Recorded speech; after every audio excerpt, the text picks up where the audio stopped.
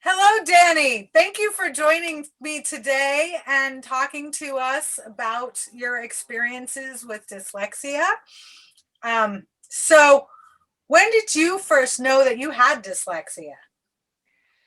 Oh man. Um, Honestly, growing up, and I'm an early 80s baby, and everything. So growing up in the late 80s, early 90s, in a very strong, low income Latino neighborhood, dyslexia was never heard of. It wasn't something that we were tested for or anything. The elementary school I went to, um, didn't really know anything about it. So I remember going to school, kicking and screaming that I never wanted to go, and really crying because I just felt like I'm I'm not safe there.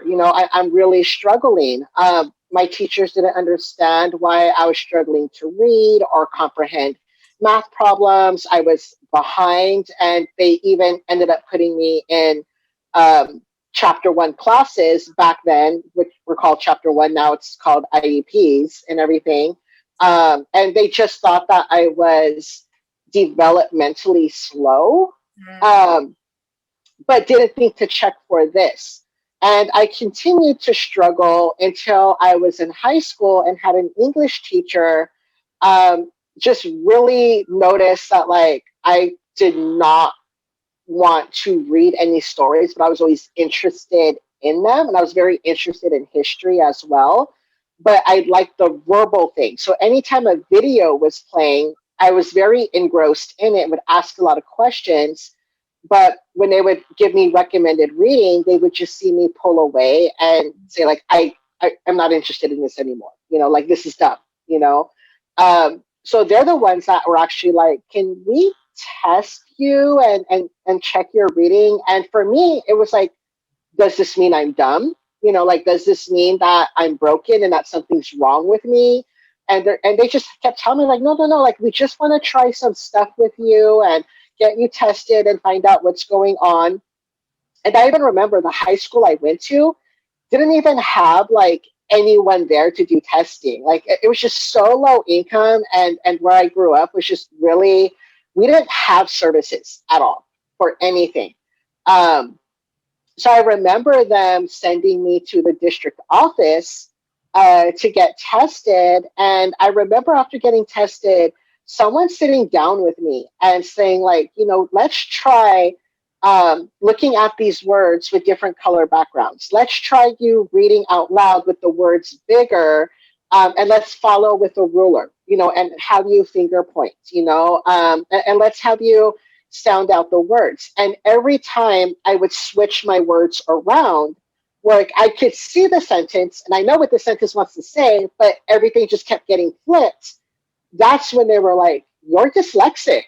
Like, this doesn't mean that you're broken or anything's wrong with you. Your brain is just processing things differently, and we need to rewire your brain to process what you're reading and what you're saying in the correct way, and at first I thought, like, so does that mean, like, I have a brain tumor? Like, what's going on here? Because again, low income Latino neighborhood, you don't know. And they were like, no, no, no. And the way they explained it to me was, think about a battery. If you put in a battery, the plus sign goes with the plus sign, the negative sign goes with the negative sign. Everything works, for the current works, so that way whatever it is you're trying to turn on will turn on, correct? I'm like, right. They go, well, what happened was that instead of putting plus sign with plus sign, negative sign with negative sign, someone put it in backwards, plus with negative and negative with plus. So now when you're trying to flip on that light, nothing's happening.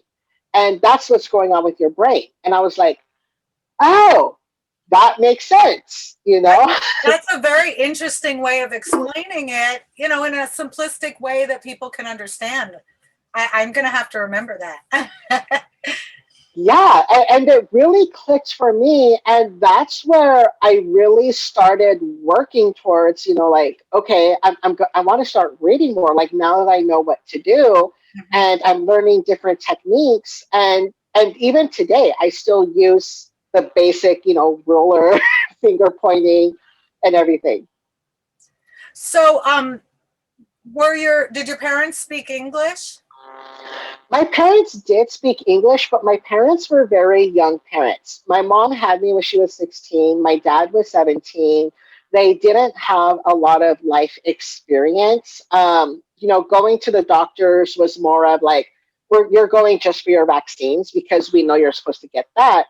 But anything else, they didn't know about. And even when I needed therapy, to handle a lot of this stuff, they viewed it as I was broken and they did something wrong as parents. And we all had to learn that's not what this is about. It doesn't mean any parent does anything wrong, or has done anything wrong. And it doesn't mean anyone's broken. It's just something that, someone just put in my batteries backwards. Right.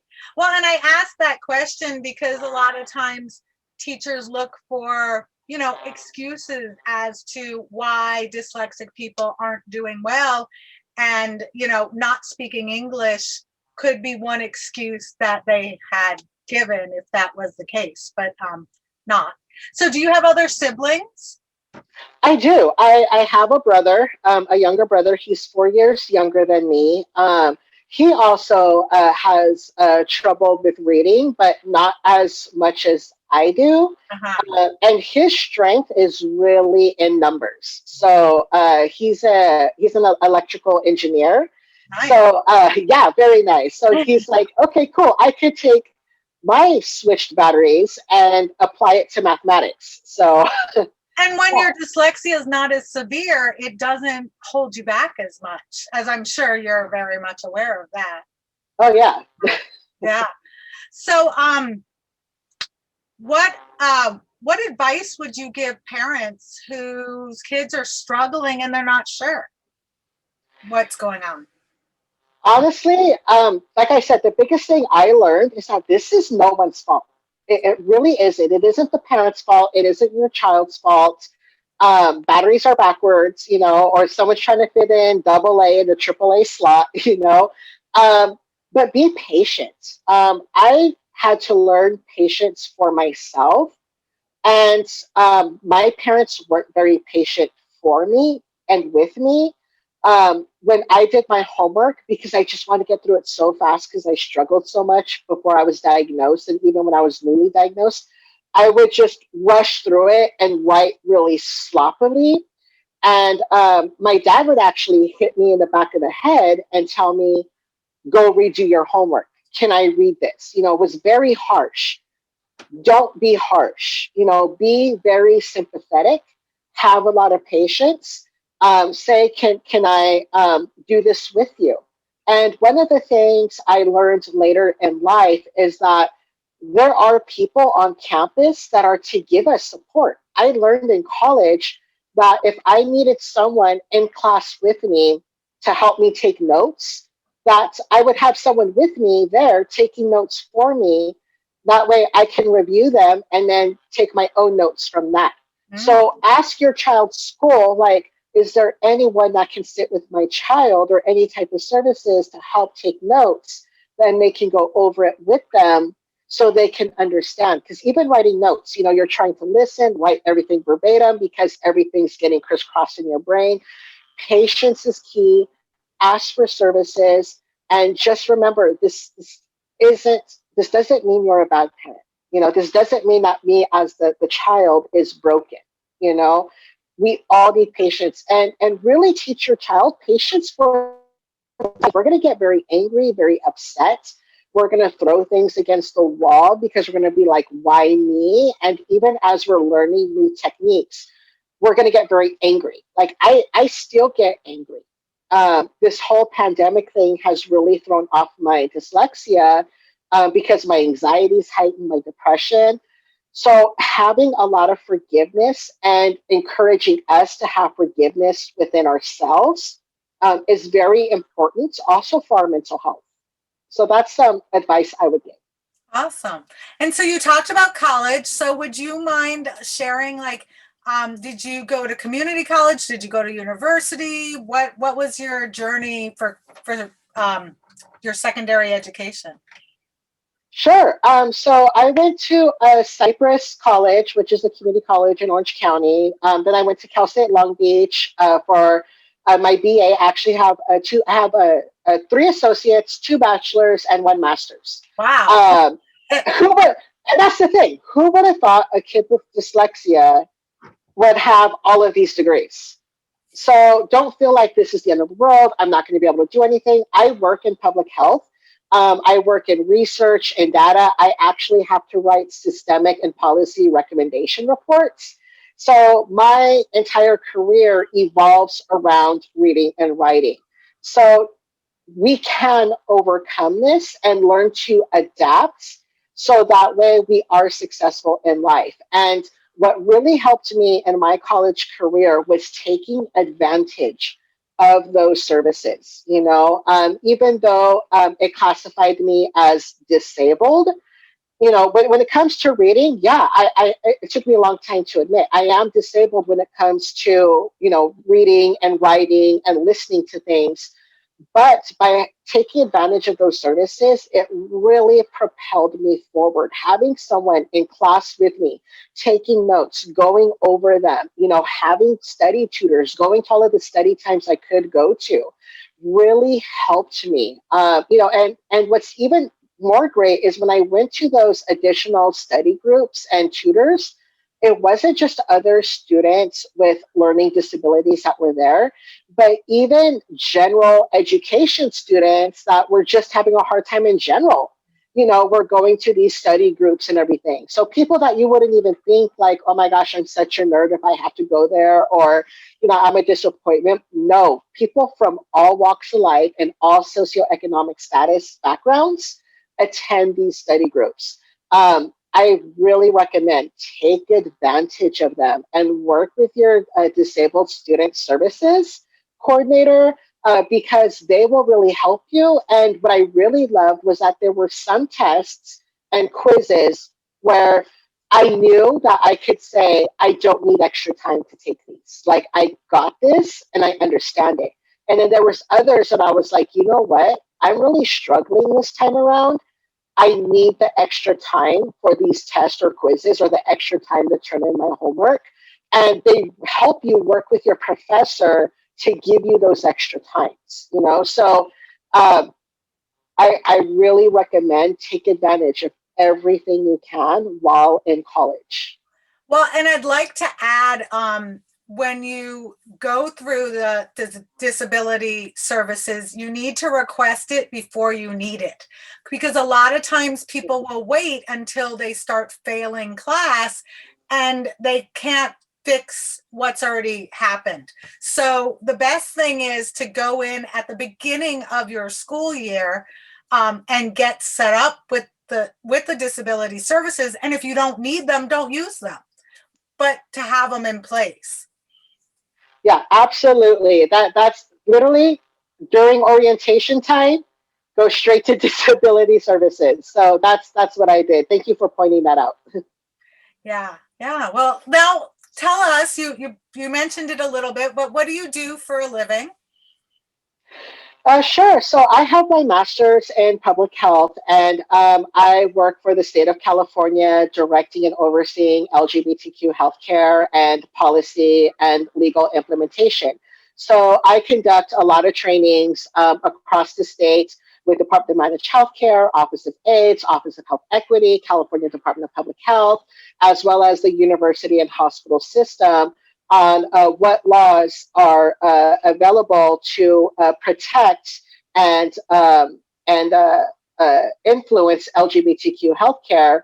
So I do a lot of trainings. I do a lot of research with UC San Francisco. I also do a lot of research with UCLA and National Institute of Health. And with the research and the studies that I put out across California, including in rural parts of California, not just San Francisco, LA, and Orange County, but also, Butte County, Siskiyou, and everything. I'm able to write policy and systemic recommendations to our legislators so that way they can propose new laws or policies to implement to make sure that we have access to the healthcare that we need. So when you're writing these, I mean, you're writing legal terms. I mean, it's not just simplistic writing. It's intense. Did they know you were dyslexic when you were hired on, or at what point did you share this with your employer? Yeah, so I was actually honest up front. During my interview, when they asked, what are some weaknesses that you have, because every employer asks that, and that's when we cringe, like, ah. But I was very honest. I said, you know what? I have dyslexia. I struggle, but I have a system in place that helps me succeed. And what I would need from you as my employer is to understand that I might need extra time reading or writing something, which means I might work longer hours or work through a lunch break, especially if I'm on a deadline. And I cannot read data or reports off of a computer screen. I need to print out everything that I need to read and understand. So that way I can do my job most effectively. So printing costs might go up, but in return, you're going to get a dedicated employee who knows what they're doing. And if you look at my CV and resume, you can see that I'm highly qualified and actually highly sought out, in our field. And they were very much like, you know what, that's something we can work with. We have high printing costs already. Let's, a couple more dollars, and yeah, we would love to work with you, and make sure that we do set you up to succeed, as you're reading reports or writing. So my first year at my job, my boss worked very closely with me.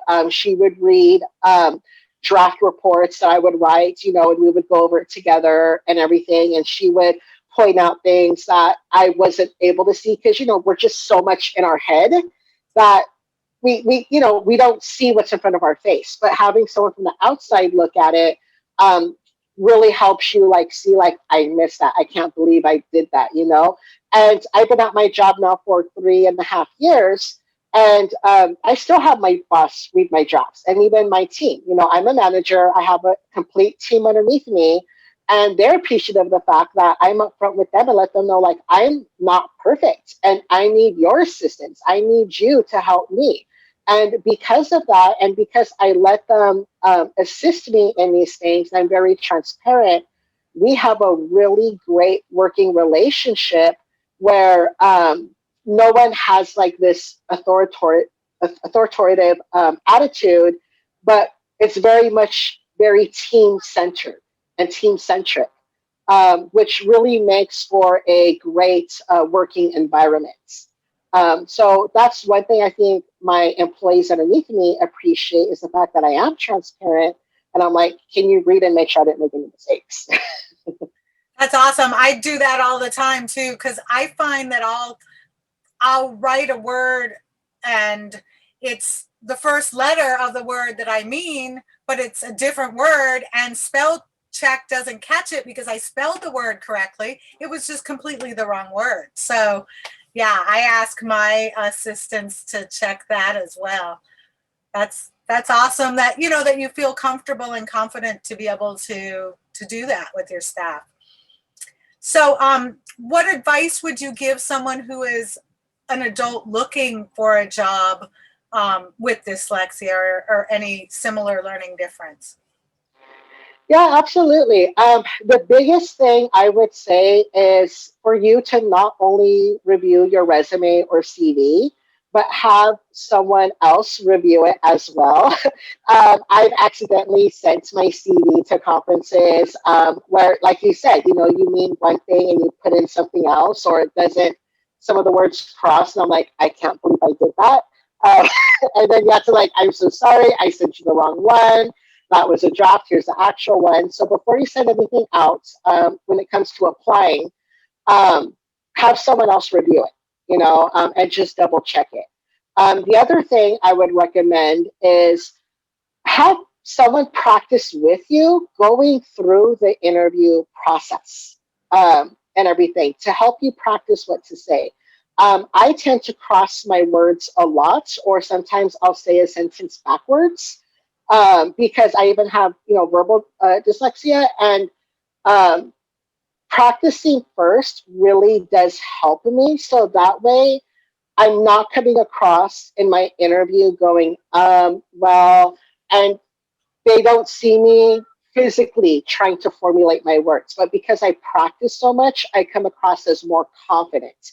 And because I am coming across as more confident, and because I've had other people review my resume, when they do come to that section of, what is your weakness, I'm very confident in saying, I have dyslexia, but you're gaining an amazing employee out of this. And this is what I would need from you as my employer to assist me in making sure that I succeed. Because one thing I want to give to you is 110% at all times. And they really do appreciate that. They really do. That's awesome.